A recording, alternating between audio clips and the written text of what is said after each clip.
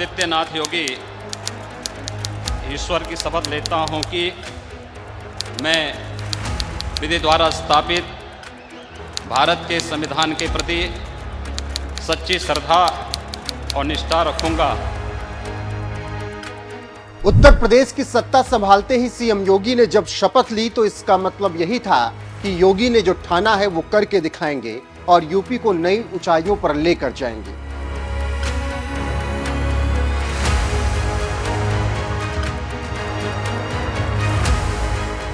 हुआ भी कुछ वही जो योगी ने सोचा। 2022 की उनकी जीत इस बात की गवाह है कि यूपी को सिर्फ और सिर्फ योगी पसंद है। लेकिन 2024 लोकसभा चुनाव के नतीजे क्या आए? योगी के खिलाफ एक अलग ही माहौल विपक्षी, कट्टरपंथी और लेफ्ट गैंग बनाने में लगा और ये बताने की कोशिश की जाने लगी कि योगी को हटाने का प्लान है, क्योंकि यूपी में बीजेपी का प्रदर्शन लोकसभा चुनाव में अच्छा नहीं रहा।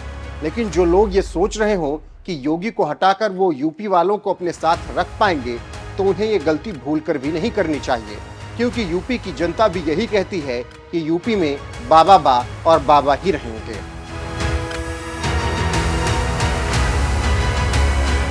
वैसे भी योगी आदित्यनाथ ने जब से राजनीति की दुनिया में कदम रखा है, उन्होंने कभी हार नहीं मानी।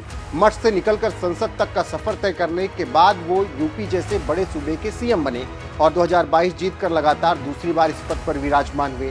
सबसे बड़े राज्य के सबसे ताकतवर शख्सियत बनने के लिए योगी आदित्यनाथ ने कड़ा संघर्ष किया। गोरखपुर से निकलकर वो पूरे देश में छा गए और इसका सबसे बड़ा कारण यही रहा कि योगी कभी कोई चुनाव नहीं हारे।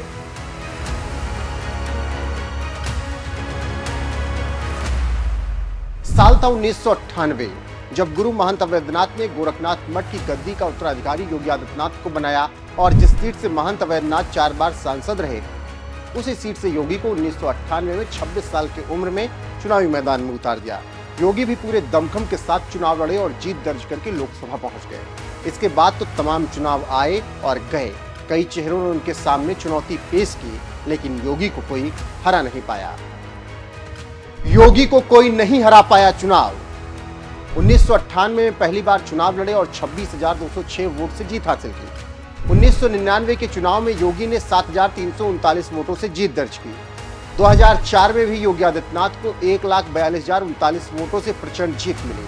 2009 के चुनाव में योगी की जीत का आंकड़ा 2,20,271 रहा। 2014 में योगी ने सांसदी का आखिरी चुनाव लड़ा, 3,12,783 वोटों से जीत गए। 2017 में बीजेपी यूपी की सत्ता में आई। योगी पहली बार एमएलसी बनकर मुख्यमंत्री बने। 2022 में पहली बार विधानसभा का चुनाव लड़ा और 1,03,390 वोटों से जीत हासिल की। यानी 5 बार सांसद, 1 बार विधायकी का चुनाव लड़ा और योगी आदित्यनाथ ने हर बार दमदार जीत भी दर्ज कर अपना भौकाल बुलंद किया।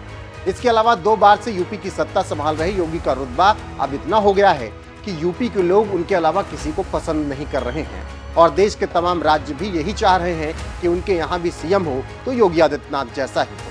कुल मिलाकर योगी आदित्यनाथ राजनीति के वो अपराजय योद्धा हैं जिन्हें कोई हरा नहीं पाया अभी तक, और अगर कोई हटाने का प्रयास करेगा तो उसे यूपी की जनता की ये बात ध्यान से सुन लेनी चाहिए। तो अगले चुनाव में अगर बालियान दोबारा से खड़े होते हैं तो क्या होगा, या फिर चेहरा बदलना चाहिए? या तो चेहरा बदले। हाँ। अगर बालियान यहाँ से आता है तो वोट नहीं मिलने की। अच्छा। हाँ। तो आपके समाज ने क्या योगी सरकार तक ये बात पहुंचाई कि जी हमारा मतलब नाराजगी है इस क्षेत्र में? ये बात योगी सरकार तक पहुंची। योगी सरकार ने इस पर रिएक्शन भी लिया। हाँ। लेकिन कुछ बात ऐसी हुई कि ऊपरली जो कमान थी उन्होंने योगी की बात पे कुछ ध्यान नहीं दिया। वो ध्यान ना देने का कारण उत्तर प्रदेश में भाजपा की हार का मेन कारण है। ये बात आप गौर से सुनिएगा। मैंने खासतौर पर यह सवाल इसलिए पूछा है ताकि हकीकत पता चल सके कि योगी सरकार ने, इनका कहना है कि योगी सरकार तक ये बात पहुंची कि इस क्षेत्र, इस सीट पर मामला गड़बड़ है। योगी ने ऊपर तक बात पहुंचाई लेकिन ऊपर का सुना नहीं गया। अब यही सवाल है कि आपकी योगी से नाराजगी नहीं है, बीजेपी से नाराजगी नहीं है? नाराजगी नहीं है। बीजेपी के हम दूर तक साथ लगे हुए हैं, शुरू से ही साथ में है। बीजेपी को छोड़ के हमने कभी किसी को वोट ही नहीं दी। जो आप बोल रहे हैं कि ऊपर तक योगी ने बात पहुंचाई और मानी नहीं गई, क्या आप किस तरह से निशाना आपका? ये बात जो है सब हमारे पे है, समाज पे ऊपर से चल के सब यही आ रहे हैं बात। हाँ। अब ये जो बात आवे हैं तो इनते यूं ही निष्कर्ष लिख रहे कि एक बालियान के विरोध थे। विरोध तो बालियान का था। बालियान के विरोध थे, चलती चलती बात कहाँ आई, पूरी भाजपा पे आ गई ना। तो अब विचार इसका यूं ही लगा हुआ कि जब इतनी ऊपर बात पहुंच गई तो इसका पूरी भाजपा पार्टी पर असर पड़ा, ना कि बालियान पे। पूरी भाजपा पे, मतलब भाजपा पे असर पड़ गया इसका। हाँ, मतलब यूपी में जो इतनी बड़ी हार हुई है, ये समीकरण समझिएगा। ये जो गांव के बुजुर्ग लोग होते हैं ना, इनको राजनीति का बड़ा अनुभव होता है, और ये समीकरण समझिएगा कि बालियान की एक सीट की वजह से, मतलब साफ है संकेत कि योगी नहीं चाहते थे कि बालियान इस सीट से चुनाव लड़े। आपका कहने का मतलब ये है, योगी ने नाम दिया होगा ऊपर की इस सीट को बदल दीजिए, उम्मीदवार को बदल दीजिए, लेकिन बदला नहीं गया। बदला नहीं। अब इसमें मैं एक बात कहूँ, ये जो इसकी मूर्ति की परमिशन आई थी, हमारे लोग घूम रहे थे, इस परमिशन में 1 महीने से परमिशन को दबा कर रखा गया।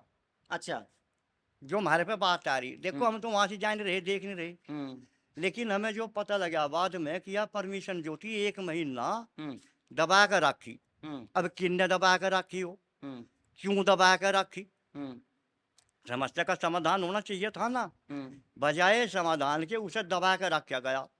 तो ये सब बात जनता के दिमाग में कूट कूट के भर गई। इतनी घृणा बालियान से हुई, फिर इसका जो शुभारंभ करा, मूर्ति की स्थापना करी, उस टाइम पे बालियान को आना चाहिए था, क्योंकि बालियान का क्षेत्र था। उस दिन बालियान नहीं आया, जब प्रोग्राम हो गया तो अगले दिन बालियान आया। अगले दिन बालियान आया, हम वहां से 20-30 आदमी खड़े थे। हमने कहा भाई आप कैसे खड़े, बालियान आ रहा। अरे भाई बालियान को तो कल आना था, यहाँ से कल पूरी पब्लिक आ रही थी, इसकी स्थापना हुई, आज क्या करे बालियान। मूर्ति से नाराजगी है कुल मिलाकर आप लोगों की। हाँ जी, मूर्ति से बात तो ये सारी मूर्ति से ही चली हुई है।